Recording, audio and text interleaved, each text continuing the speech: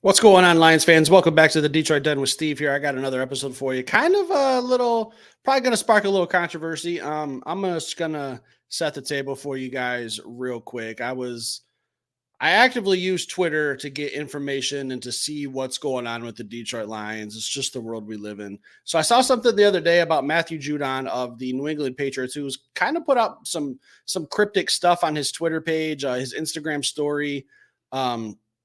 So I'm just going to share this with you guys real quick, and we'll talk about it. This is a trade scenario for the Detroit Lions coming from CBS Sports. Lists the Detroit Lions as one of the 5 destinations that would be a good fit for Matthew Judon. I'll leave this here. You guys can read it or search it on CBS yourselves.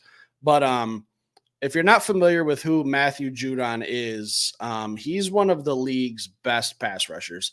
I believe we were talking about him. I think it was the beginning of last season or maybe the trade deadline should the Lions make a move for him. And I was absolutely 100% screaming, yes, go get Matthew Judon. Let him play that same linebacker, edge rusher spot.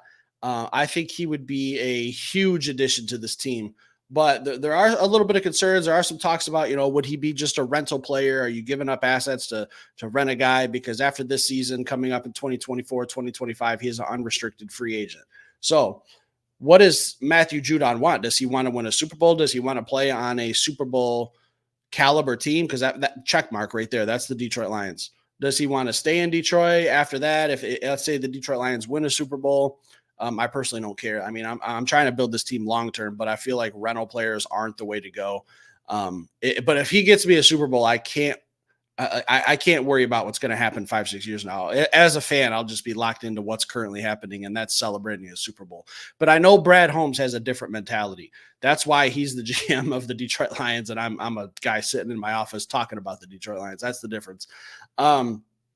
Do I think Matthew Judon would put the Detroit Lions over the hump? Yes. Our secondary, our whole defense, like I've talked about a lot in our last few episodes, our whole defense is pretty much brand new. Like we've added 5, maybe 6 starters to this Lions defense. So it's kind of like we don't 100% know what we're getting. We're 100% hopeful that we're going to be a top 10 defense, and I do think we are. But I just think if you can go out there and get a bona fide NFL proven, one of the league's best pass rushers, why don't you go out and do that? It seems like a no-brainer for me. It's just a question of what's it going to take to get him. He's in his early 30s, so it's not like he's a Brian Burns, where he's 25 or whatever. He's a little bit older. He's a little bit seasoned. We're not going to be talking about this guy on the Detroit Lions 6-7 years from now, probably. But he has been one of the league's best pass rushers over the last few years. Last season, 2023, only played 4 games and still had 4 sacks. So a sack a game is pretty good. But other than that, most of his career, Matthew Judon has been very, very healthy and dependable. The best ability is being availability.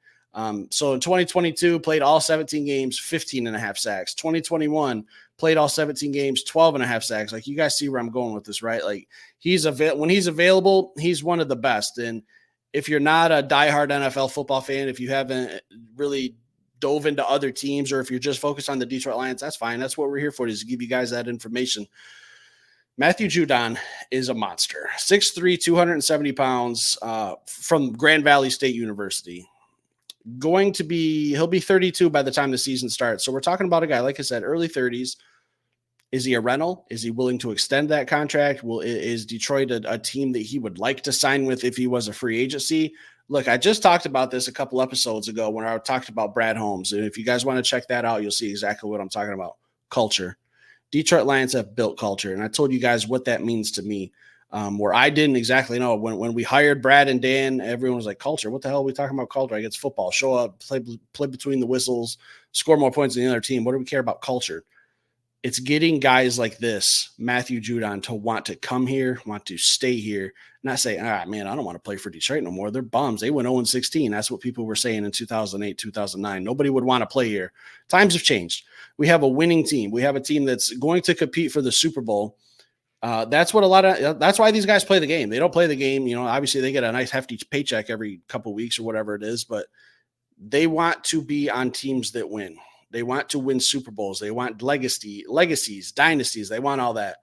So let's get into what I think it would cost to get Matthew Judon on a 1-year deal, because that's what his contract is. If the Patriots extend him and then we trade for him, it's probably going to drive the price up a little bit right now. But let's just live in the world where we're current events. What we have right now is he's on contract for 1 season. I'm not giving up a first for a guy on a 1-year deal. I just can't do that. And that's not a Brad Holmes type move. Like I as much as I say I'm not Brad Holmes, I understand what he's going to do. And he's not going to trade a first-round pick for a guy that you have no control or no idea what his plan is 3 or 4 years down the road.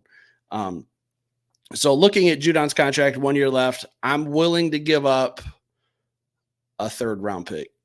And I say that realistically because Chase Young was one of the most coveted trade targets last year at the trade deadline. That's what he went for. And I was screaming for Brad Holmes to give up that 3rd. Hey, we gave up a 3rd for Carlton Davis. So I'm not saying that this is impossible. I think if Brad is interested, if Brad sees the news and he's reading these articles, and he probably has thousands upon thousands of more information than I do about Matt Judon. But if he's interested, I feel like a 3rd-round pick is the talking point to get it to the table.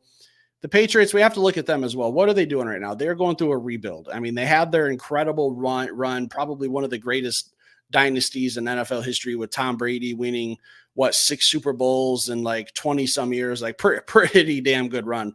They're in a different boat now. Now they're going through a rebuild with Drake May. They need some draft picks. They need some younger talent. They need to build up that roster. Is a 3rd pick going to make or break the New England Patriots rebuild? I don't think so, but if they get a better deal, they would probably take it. But that's what I'm willing to give up, guys. So leave a comment down below. Let me know how you feel about Matthew Judon. Stick around. I will be back later with another show, guys. Thanks for watching.